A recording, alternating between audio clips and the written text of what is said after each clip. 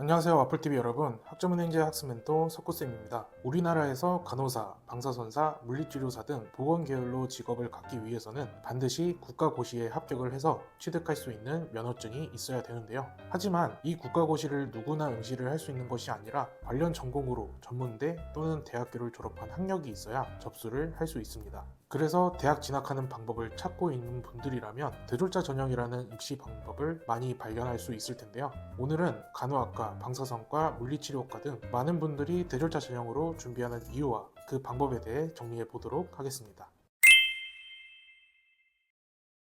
우리가 알고 있는 대학 진학 방법은 수능을 통해 진학을 하는 것만 생각을 할 수 있습니다. 물론 학생부 성적이 좋을 경우 선택할 수 있는 수시도 있죠. 하지만 수능을 준비하는 것보다 쉬운 방법을 찾고 있다면 오늘 알려드릴 대졸자 전형이 정답이라고 할 수 있습니다. 일단 대졸자 전형이라는 것은 전문대에서만 실시하고 있는 하나의 입시 방식으로 전문대 이상의 학력을 보유하고 있으면 지원을 할 수 있으며 수시 1차부터 2차 그리고 정시까지 모집을 하고 있습니다. 대부분 간호학과, 방사선과, 물리치료과 등 보건계열로 진로를 선택한 분들이 많이 선택하는 방식인데요. 합격을 하게 되면 1학년 신입생으로 입학을 하게 되어 대학생활을 시작하게 됩니다. 그렇다면 많은 분들이 대졸자 전형을 선택하는 이유는 무엇인지 알아보도록 하겠습니다. 첫 번째, 진학 난이도입니다. 공부해야 되는 양이 많은 수능, 영어 자체 시험 또는 토익이나 토플 시험을 준비해야 되는 편입, 이것에 비해 대졸자 전형을 실시하고 있는 전문대 모집 요강을 살펴보면 대부분 전적대 성적과 면접고사로만 신입생을 선발하고 있습니다. 따라서 대학을 졸업한 학력과 함께 높은 성적을 보유하고 있다면 바로 지원을 하면 됩니다. 물론 최종 학력이 고졸이거나 지원할 수 있는 학력이 되더라도 낮은 성적을 보유하고 있는 분이라면 학점은행제를 활용하여 지원할 수 있는 학력을 갖추면서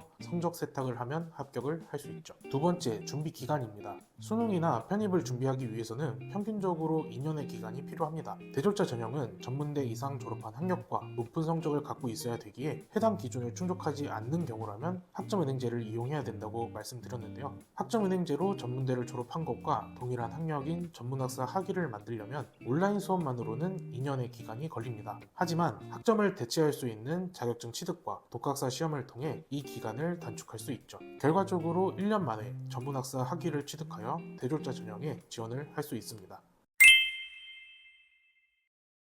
간호학과, 방사선과, 물리치료과를 목표로 대졸자 전형을 선택하는 이유에는 대학에 진학하는 난이도가 쉽고 기간이 짧다는 장점이 있지만 단점 또한 있는데요. 첫 번째, 졸업까지 기간입니다. 편입으로 4년제 대학에 진학을 하면 3학년으로 진학을 하게 되어 졸업까지 기간이 2년에서 3년이 걸리죠. 하지만 대졸자 전형으로 진학을 하게 된다면 1학년부터 시작을 하게 되어 간호학과의 경우 4년의 시간이 필요하죠. 그래서 쉽게 대졸자 전형을 선택하지 못하는 경향이 있습니다. 두 번째, 취업입니다. 4년제 대학교의 경우 자대병원을 보유하고 있어서 대학을 다닐 때 실습을 하는 것부터 면허를 취득한 이후 대학 병원에 취업을 하는 것까지 상대적으로 쉽게 할 수 있어요. 하지만 전문대의 경우 자대병원을 보유하고 있는 곳이 드물고 국가고시 패스 이후 대형 병원에 취업을 하는 것이 어렵다고 합니다. 그래서 중소병원에서 경력을 쌓거나 간호사 면허 취득한 이후 4년제 대학교에 편입 준비를 하는 분도 많이 있죠. 이러한 장단점이 있어서 꼭 대졸자 전형을 해야 되는 것은 아니고 여러분의 상황에 맞는 입시 방식을 선택해 보는 것이 좋습니다.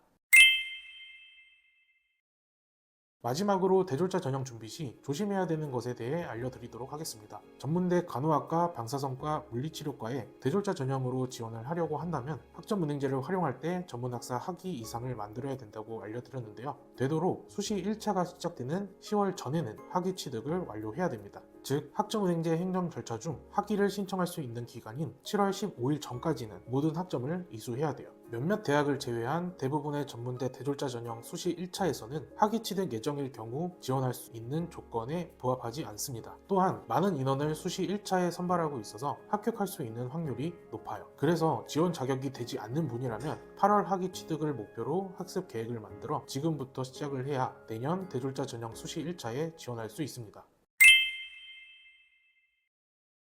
오늘은 전문대에만 있는 대졸자 전형이 무엇인지 알아보고 간호학과, 방사선과, 물리치료과에 진학하려고 하는 분들이 이 입시 방식을 선택하는 이유와 단점, 그리고 조심해야 되는 점에 대해 정리해보는 시간을 가져봤습니다. 오늘 알려드린 내용을 기반으로 교육 과정을 시작하길 희망하는 분이나 더 궁금한 점이 있는 분이라면 우측 상단에 있는 연락처 또는 댓글로 말씀해 주시면 바로 해결해 드리도록 하겠습니다. 그럼 지금까지 마플TV 학점은행제 학습 멘토 석구쌤이었습니다. 모바일 카카오톡에서 스펙타임을 검색한 후 친구 추가를 하고 물어보시면 바로 알려드려요.